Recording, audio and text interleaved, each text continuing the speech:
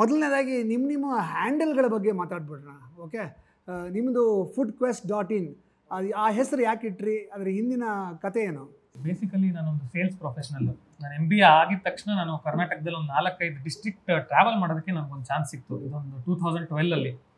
So ನಾನು ಎಲ್ಲ ಕಡೆ ಹೋದಾಗ ನನಗೆ ವೆಜಿಟೇರಿಯನ್ ಆಗಿದ್ದರಿಂದ ಸ್ವಲ್ಪ ಫುಡ್ ಆಪ್ಷನ್ಸ್ ಕಡಿಮೆ ಇರೋದು ನಾರ್ತ್ ಕರ್ನಾಟಕದಲ್ಲೆಲ್ಲ. ಸೊ ನಾನು ಹೋದಾಗ ಒಂದಷ್ಟು ಜಾಗಗಳನ್ನ ಟ್ರೈ ಮಾಡಿ ರೆಗ್ಯುಲರ್ ಆಗಿ ಹೋಗ್ತಾ ಇದ್ದರಿಂದ ಅದನ್ನೆಲ್ಲ ಒಂದು ಲಿಸ್ಟ್ ಮಾಡಿ ಇಟ್ಕೊಂಡಿದ್ದೆ. ನನ್ನ ಫ್ರೆಂಡ್ಸ್ ಎಲ್ಲ ಅಲ್ಲಿಗೆ ಹೋದಾಗ ನನ್ನನ್ನು ಕೇಳೋರು, ಈ ಜಾಗದಲ್ಲಿ ಏನು ತಿನ್ನಕ್ಕೆ ಚೆನ್ನಾಗಿರುತ್ತೆ ಹೇಳು ಅಂತ. ಸೊ ನಾನು ಅವ್ರಿಗೆ ರೆಕಮೆಂಡೇಶನ್ಸ್ ಕೊಡ್ತಾ ಇದ್ದೆ. ಸೊ ಈ ರೀತಿ ನನ್ನ ಸಣ್ಣ ಸರ್ಕಲ್ನಲ್ಲಿ ನನಗೆ ಒಂದು ರೆಕಗ್ನಿಷನ್ ಸಿಕ್ಕಿತ್ತು, ಈ ಥರ ಫುಡ್ ರಿಲೇಟೆಡ್ ವಿಷಯಗಳು ನನಗೆ ಗೊತ್ತಿರುತ್ತೆ ಅಂತ. ಬರ್ತಾ ಬರ್ತಾ ಬರ್ತಾ ಬೆಂಗಳೂರಿನಲ್ಲಿ ಬಂದಾಗ ಇನ್ಸ್ಟಾಗ್ರಾಮ್ ನವೀನ್ ಅವರು ಮತ್ತು ಕಾರ್ತಿಕ್ ಸುರೇಶ್ ಮತ್ತು ಕುನಾಲ್ ಇವ್ರದ್ದೆಲ್ಲರದ್ದು ನನ್ನ ಹ್ಯಾಂಡಲ್ ನೋಡಿ, okay, Instagram as a platform will help me to get to the next level ಅಂತ ಒಂದು ಫೀಲ್ ಇತ್ತು. ಸೊ ಇನ್ಸ್ಟಾಗ್ರಾಮ್ನಲ್ಲಿ ನಾನು ಗೊತ್ತಿರೋಂಥ ಜಾಗಗಳಿಗೆ ಹೋಗಿ ಅದ್ರ ಬಗ್ಗೆ ಬರೆದು ಅದನ್ನು ಹಾಗೆ ಕಂಟಿನ್ಯೂ ಮಾಡ್ತಾ ಬಂದೆ. ಪ್ರಾಬ್ಲಿ 2016ರಲ್ಲಿ ನನ್ನ ಯುರೇಕಾ ಮೂಮೆಂಟ್ ಅಂತ ಕರಿಬೋದು ಅದನ್ನು.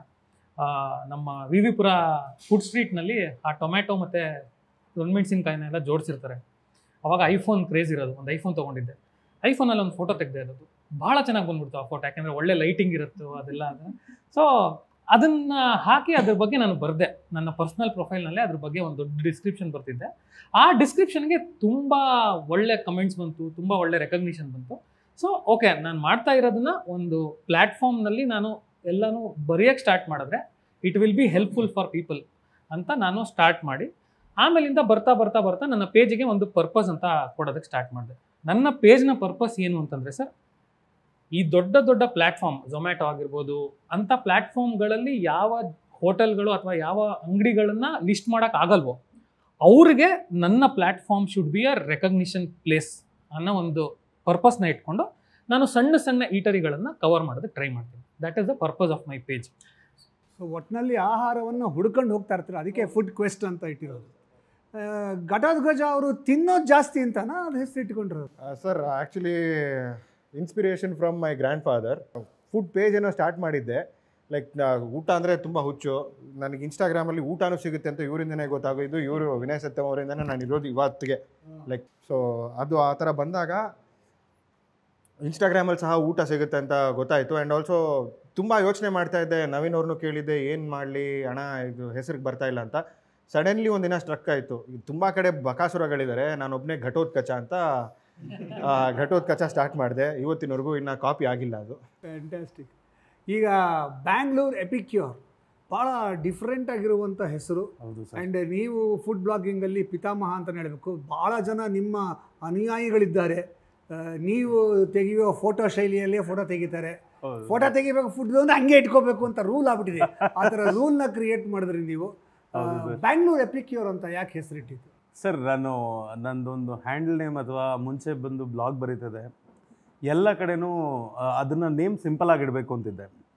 ಸೊ ಫುಡ್ಡಿ, ಸೊ ಎಲ್ಲರಿಗೂ ಗೊತ್ತಿರೋ ಹಾಗೆ ನಾನು foodie. So from Bangalore simple ಆಗಿ ಬ್ಯಾಂಗ್ಳೂರ್ ಫುಡ್ಡಿ ಅಂತ ಸರ್ಚ್ ಮಾಡಿದೆ. ಅಪೇರೆಂಟ್ಲಿ ಆ ಫುಡ್ಡಿ ಅನ್ನೋ ಡೊಮೇನ್ ಯಾರೋ ತೊಗೊಂಡ್ಬಿಟ್ಟಿದ್ರು. ಸೊ ಅದಕ್ಕೆ ಕ್ಲೋಸೆಸ್ಟ್ ಸಿನೋನಿಮ್ ಬಂದು ಎಪಿಕ್ಯೂರ್ ಅಂತ. ಸೊ ಅದಕ್ಕೆ ಬ್ಯಾಂಗ್ಳೂರ್ ಎಪಿಕ್ಯೂರ್ ಅಂತ ಸಿಂಪಲ್ ಆಗಿಟ್ಟೆ. ಸುಮಾರು ಜನ ಕೇಳ್ತಾರೆ ಯಾಕೆ ಬೆಂಗಳೂರು ಎಪಿಕ್ಯೂರ್ ಅಂತ ಚೇಂಜ್ ಮಾಡಿಲ್ಲ ಅಂತ. ಸರ್ ಈಗಿರೋ ಬೆಂಗಳೂರು, ನಾನು ಅಕೌಂಟ್ ಇಟ್ಟಾಗ ಬ್ಯಾಂಗ್ಳೂರ್ ಆಯಿತು ಸರ್. ಸೊ ಅದಕ್ಕೆ ಬ್ಯಾಂಗ್ಳೂರ್ ಎಪಿಕ್ಯೂರ್ ಅದು. ಫ್ಯಾಂಟಾಸ್ಟಿಕ್. ಇಲ್ಲಿ ನಮ್ಮ ಜೊತೆ RJ ರಜಸ್ ಅವರಿದ್ದಾರೆ, ರೌಂಡ್ ರಜಸ್ ಅವರು. ನೀವು ಯಾಕೆ ಏನು ಬೇರೆ ಥರ ಹೆಸರಿಡಿದ್ದೀರಾ? ಬರೀ RJ ರಜಸ್ ಅಂತಲೇ ಇಟ್ಕೊಂಡು? ಅದು ಇನ್ಸ್ಟಾಗ್ರಾಮ್ ಸ್ಟಾರ್ಟ್ ಆದಾಗ, ಅಂದರೆ ಫೇಸ್ಬುಕ್ ಅವಾಗೇ ಶುರುವಾಗಿತ್ತು. ಆಮೇಲೆ ಸ್ವಲ್ಪ ಇನ್ಸ್ಟಾಗ್ರಾಮ್ ಟ್ರೆಂಡ್ ಶುರುವಾಯಿತು. ಸೊ ಅವಾಗ ಒಂದು ಅಕೌಂಟ್ ಕ್ರಿಯೇಟ್ ಮಾಡಿದೆ. ಸೊ ಬೇಸಿಕ್ಲಿ ನಾನು RJ ಆಗಿರೋದ್ರಿಂದ RJ ರಜಸ್ ಅಂತಾನೆ ಹೆಸರು ಇಟ್ಕೊಂಡಿದ್ದೆ.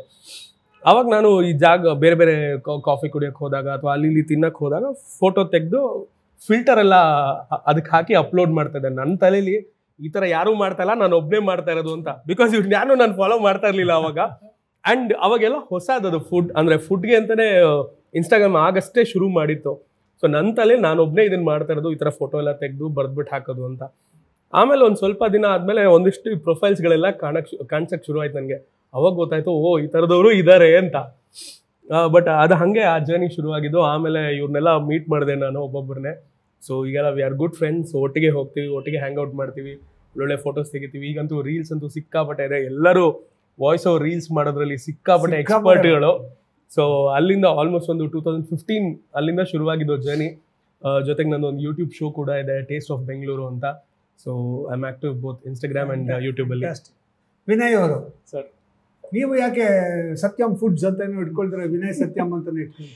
ಸರ್ ಆ್ಯಕ್ಚುಲಿ 2013-2014 ನಾನು ಬ್ಲಾಗಿಂಗ್ ಸ್ಟಾರ್ಟ್ ಮಾಡಿದಾಗ voiceofmytastebud's.in ಅಂತ ನನ್ನದೊಂದು ವೆಬ್ಸೈಟ್ ಇತ್ತು. ಅದರಲ್ಲಿ ಬರೀತಿದ್ದೆ ಎಲ್ಲಿ ಆಚೆ ನನ್ನ ಎಕ್ಸ್ಪೀರಿಯನ್ಸಸ್ ಎಲ್ಲ.